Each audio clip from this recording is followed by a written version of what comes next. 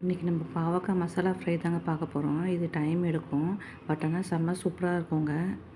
பாவக்காவை மேலே 4ஆவும் கீழே ஒரு அரையாகவும் வெட்டிட்டு மஞ்சத்தூள் உப்பு போட்டு நல்லா வேக வச்சுருங்க. முக்கால் பக்கத்துக்கு மிளகு, சீரகம், சோம்பு, பட்டை, கிராம்பு, பூண்டு, இஞ்சி, தேங்காய், சின்ன வெங்காயம், தக்காளி, ஒரு ஸ்பூன் மிளகாத்தூள், மல்லித்தூள் எல்லாத்தையும் போட்டு நல்லா அரைச்சிக்கோங்க. இது கறி மசாலா மாதிரி ரொம்ப சூப்பராக இருக்குங்க. சாம்பார் சாதத்துக்கு ரொம்பவே சூப்பராக இருக்குங்க. நீங்கள் செஞ்சு பாருங்கள்.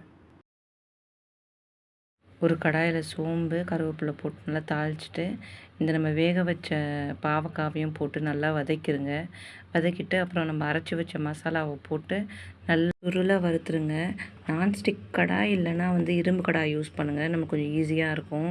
15 to 20 மினிட்ஸ் நல்லா சிம்மில் வச்சுட்டு வருங்க.